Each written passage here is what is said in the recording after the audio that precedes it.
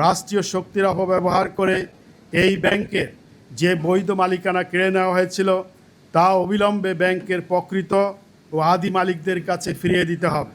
সাধারণ গ্রাহক ও দেশের অর্থনীতির স্বার্থে এই ব্যাংককে পুনরায় কোনো লুটেরা বা রাজনৈতিক স্বার্থান্বেষী মহলের চক্রান্তের শিকার হতে দেওয়া হবে না। আমরা সুস্পষ্ট করেছি যে প্রকৃত মালিক কারা। প্রকৃত মালিক হলো 2017 সালের পূর্বে যারা শেয়ার ধারণ করেছিল, এই ব্যাংকটি পরিচালনা করেছিল, তারাই হলো এই ব্যাংকের প্রকৃত মালিক। গতকাল সংসদে আইনমন্ত্রী বলেছেন যে জুলাই গণ অভ্যুত্থানের পূর্ববর্তী যারা ব্যাংকের শেয়ার ধারণ করেছে তাদেরকে ফিরিয়ে দেওয়ার কথা তিনি উল্লেখ করেছেন।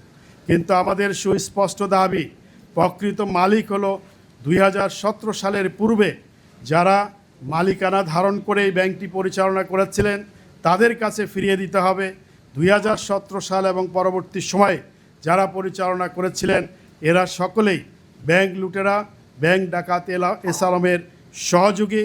কোনো অবস্থায় ব্যাংক লুটেদের কাছে এই ব্যাংকের যে শেয়ারগুলো রয়েছে সেই শেয়ারগুলো অবমুক্তি করার মাধ্যমে সেগুলি ফিরিয়ে দেওয়া যাবে না। আমাদের সুস্পষ্ট বক্তব্য, যারা প্রকৃত মালিক ছিলেন তারা যদি এই শেয়ারগুলো পুনরায় ধারণ করতে অপারগতা প্রকাশ করেন তাহলে এই শেয়ারগুলো বাংলাদেশ ব্যাংকের তত্ত্বাবধানে নিয়ে সেগুলো আইপিও হিসাবে, সাধারণ শেয়ার হিসাবে বাজারে বিক্রয় করে সেই অর্থ লুটেরা এসালামের খেলাপি ঋণের সাথে সমন্বয় করতে হবে। আমাদের তৃতীয় দাবি হলো বিশেষ ট্রাইব্যুনাল গঠন করে বিচারের ব্যবস্থা করতে হবে। ব্যাংক লুটেরাদের বিচারের জন্য বিশেষ ট্রাইব্যুনাল গঠন করতে হবে। ইসলামী ব্যাংক বাংলাদেশ সহ বিভিন্ন ব্যাংক থেকে বিদায়ী ফ্যাসিস্ট সরকার এবং তাদের আইনশৃঙ্খলা বাহিনীর প্রত্যক্ষ সহযোগিতায় এসালাম সহ যারা হাজার হাজার কোটি টাকা লুটপাট করেছে তাদের দ্রুত বিচারের আওতায় এনে দৃষ্টান্তমূলক শাস্তি দিতে হবে। এসালাম আপনারা জানেন শুধুমাত্র ইসলামী ব্যাংকই দখল করে নাই, এই ব্যাংকটি লুটপাট করে নাই, আরও 4টি ইসলামী ব্যাংক সে লুটপাট করেছে। মোট 60টি ব্যাংকের অর্থ লুটপাট করেছে। তার পাশাপাশি আরও 4টি আর্থিক প্রতিষ্ঠানের অর্থ লুটপাট করেছে। আজকে সবগুলো ব্যাংকে দুরবস্থার মধ্যে আছে এবং সংকটকাল অতিক্রম করছে। সুতরাং আমাদের দাবি হলো সকল ব্যাংক লুটেরাদেরকে বিশেষ ট্রাইব্যুনাল গঠন করে বিচারের আওতায় নিয়ে আসতে হবে, যাতে করে আর কোনো ব্যক্তি ব্যাংক লুটেরা হওয়ার জন্য ভবিষ্যতে সাহস না করে। আমাদের চতুর্থ দাবি হলো ইসলামী ব্যাংকের স্থিতিশীলতা রক্ষার জন্য অপপ্রচার রোধ করতে হবে। ইসলামী ব্যাংকগুলোতে বিরাজমান আতঙ্ক দূর করতে হবে। আমাদের সম্মানিত গ্রাহকবৃন্দ এখনও আতঙ্কিত, তারা তাদের অর্থ ফিরত পাবে কিনা সেই বিষয়ে তারা আস্থাহীনতায় ভুগছে এবং এখনও যারা গ্রাহক রয়েছেন তারা তাদের অর্থ উত্তোলন করে নিয়ে যাচ্ছেন। সেই কারণে আমাদের দাবি হলো ব্যাংকিং খাতে স্থিতিশীলতা আনয়নের লক্ষ্যে যে কোনো বিতর্কিত সিদ্ধান্ত গ্রহণ করা থেকে বাংলাদেশ ব্যাংক এবং সরকারকে বিরত থাকতে হবে। একই সাথে সামাজিক যোগাযোগ মাধ্যমে ইসলামী ব্যাংকগুলোর বিরুদ্ধে চলমান যে উদ্দেশ্য প্রণোদিত অপপ্রচার চলছে তা রোধ করতে হবে ও কার্যকর আইনি ব্যবস্থা গ্রহণ করতে হবে। আপনারা জানেন যে ইসলামী ব্যাংকে যারা অবৈধভাবে নিয়োগ পেয়েছে তারা বিভিন্ন অপপ্রচারে লিপ্ত হয়েছে ইসলামী ব্যাংকের বিরুদ্ধে, সেটাকে বন্ধ করার জন্য সরকারের পক্ষ থেকে কার্যকর ব্যবস্থা গ্রহণ করতে হবে। আমাদের পঞ্চম দাবি, ব্যাংকের লুণ্ঠিত অর্থ উদ্ধার করতে হবে ও এসালামের সম্পদ বাজেয়াপ্ত করতে হবে। একটি বিশেষ টাস্ক ফোর্স গঠন করার মাধ্যমে বিদেশে পাচারকৃত অর্থ দেশে ফিরিয়ে আনার ব্যবস্থা করে ব্যাংকের দায় পরিশোধ করার ব্যবস্থা করতে হবে। অর্থ ঋণ আদালতে বিশেষ সেল গঠন করে লুটেরাদের সমস্ত স্থাবর অস্থাবর সম্পত্তি বাজেয়াপ্ত ও বিক্রির মাধ্যমে ব্যাংকের দেনা পরিশোধের ব্যবস্থা করতে হবে। অর্থ ঋণ আদালতে লুটেরাদের বিচারের ক্ষেত্রে উচ্চ আদালত থেকে যেন কোনো প্রকারে স্টে অর্ডার, স্থিত অবস্থা বা আইনি সুবিধা না পায় সেই জন্য প্রয়োজনে দ্রুত আইন সংশোধনের ব্যবস্থা করতে হবে। এখানে উল্লেখ করা যায় যে ইতিপূর্বে এই আদালত থেকেই এস আলমের ঋণের ব্যাপারে কোনো অনিয়ম তদন্ত করা যাবে না, এই মর্মে রুল নিষেধ জারি করা হয়েছিল, যা আইনের পরিপন্থী, যা দেশের জন্য অত্যন্ত দুর্ভাগ্যজনক। আমাদের ষষ্ঠ দাবি হলো লুটেরাদের পুনর্বাসন রোধে আইন করতে হবে। আপনারা জানেন যে ব্যাংক রেজুলেশন অ্যাক্ট, সেখানে 18 ক ধারা সংযোজন করা হয়েছে এবং এই 18 ক ধারা সংযোজন করার মাধ্যমে যারা লুটেরা রয়েছে তাদেরকে পুনরায় ব্যাংকে পুনর্বাসনের যে ছদ্মবেশী সুযোগ রাখা হয়েছে তা অবিলম্বে বাতিল করতে হবে। বাংলাদেশ ব্যাংকের ডেপুটি গভর্নর আমাদেরকে বলেছেন যে 18 ক ধারা বাতিল করার জন্য প্রয়োজনীয় ব্যবস্থা গ্রহণ করবেন। আমরা অবিলম্বে এই 18 ক ধারা বাতিল করার যে বাস্তবায়ন সেটা দেখতে চাই।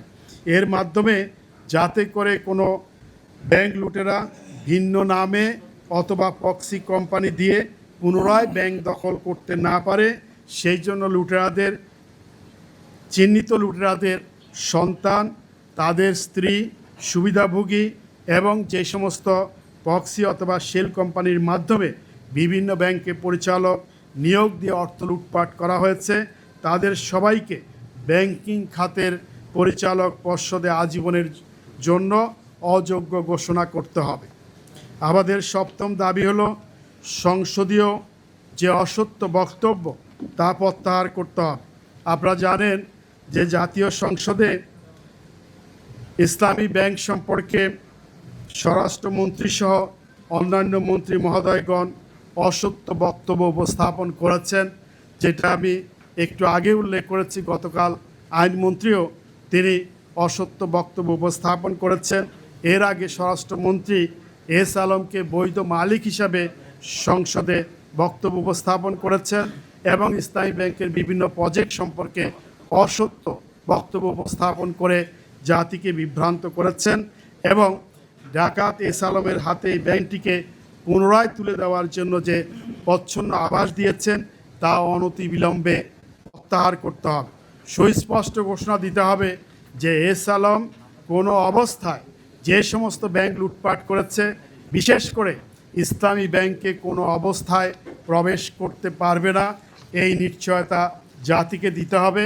সচেতন গ্রাহক সমাজের কাছে স্পষ্টভাবে এই প্রতিশ্রুতি দিতে হবে। আমরা সুস্পষ্ট ভাষায় বলতে চাই, ইসলামী ব্যাংক কোনো ব্যক্তি, গোষ্ঠী বা বিশেষ পরিবারের সম্পদ নয়। এটি দেশের কোটি কোটি মানুষের আমানত, বিশ্বাস, আবেগ এবং অর্থনৈতিক নিরাপত্তার সাথে জড়িত একটি জাতীয় প্রতিষ্ঠান।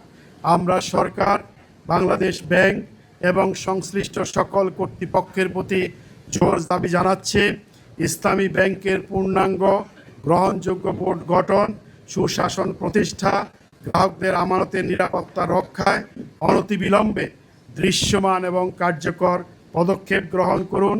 অন্যথায় সাধারণ গ্রাহকগণ নিজেদের অধিকার এবং আমানত রক্ষার্থে আরও কঠোর, আরও বৃহত্তর কর্মসূচি ঘোষণা করতে বাধ্য হবে।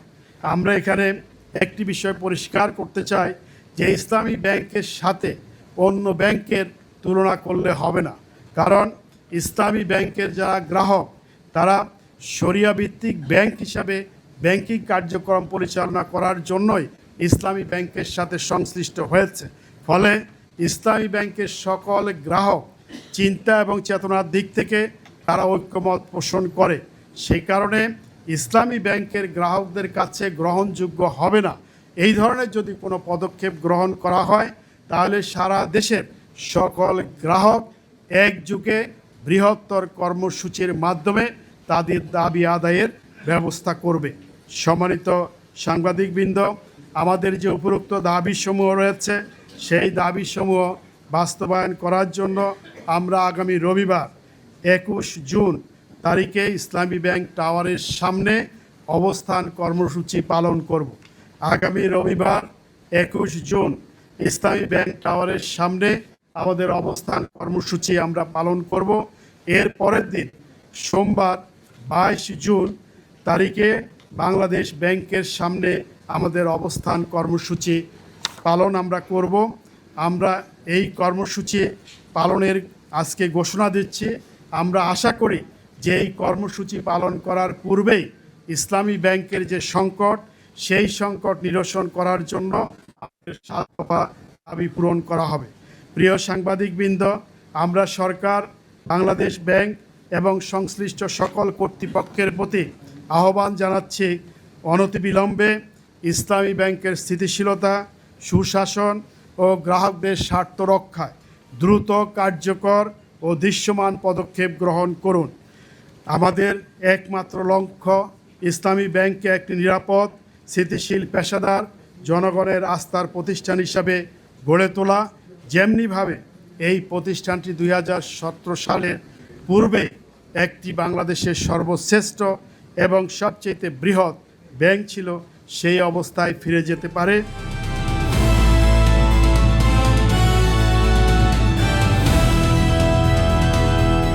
দিনাজপুর টিভি, মানুষের জীবনের কথা বলে।